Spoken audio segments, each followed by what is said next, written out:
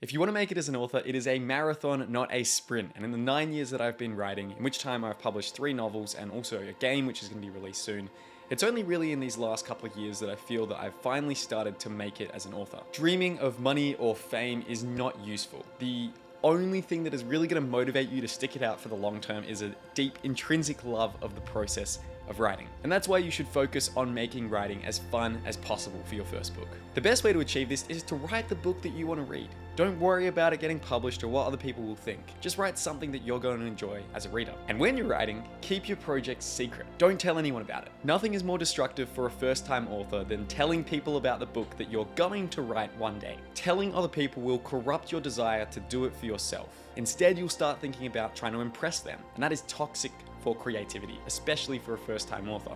Worst of all, if people praise your ideas and say, "Oh, that sounds like a really cool book," that's going to really hurt your motivation to write the thing. Because if you're getting all this praise and people are really liking your ideas, you won't actually have to put in the hard work of finishing the book to hand it over for them to actually read it. Next, avoid comparing yourself to other writers. Never compare your crappy first draft to another author's published novel. You'll just cry. The authors you respect, they started where you are right now, and they had to go through years or sometimes even decades of writing before they finally broke in and got published. And on that note, you should realize that your first book is probably not going to get published. Most authors have to write quite a few books before they get released. When I interviewed Adrian Tchaikovsky on this channel, he said that it took him 15 years before he finally got published. And now he's maybe, in my opinion, the best modern sci-fi author currently writing today. Don't be disheartened by that. This is actually really amazing because it means that you can focus on the only thing that matters, which is learning to improve your craft and learning to enjoy the process. It's also really important to realize that your writing is not going to start off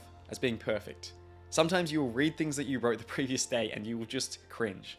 But that's okay, because like Neil Gaiman says, anything you do can be fixed. What can't be fixed is a blank page. Go through the whole process even when it's hard. You will learn so much more from one fully written, fully edited novel than you will from 10 half-finished first drafts. And when I say finished, I mean doing the whole thing. Writing the first draft, editing it, and then maybe even showing it to a couple of friends and getting their feedback on it. And once you've finished, be prepared to move on. It took me a year to write my first novel, The Aeon Academy. And once I'd finished that first draft, I went back, I edited it, I rewrote the whole thing 2 or 3 times, and I kept that process up for a couple of years. It was an absolute blast, but I came to realize that if I really wanted to grow as a writer, I had to move on to another project. So I started another book. This time it only took me 60 days to do the first draft instead of a whole year, and later, Across the Broken Stars was eventually published. You will feel so immensely attached to your first book, and that's awesome because your first book is a precious and unrepeatable experience. But if you want to grow as a writer,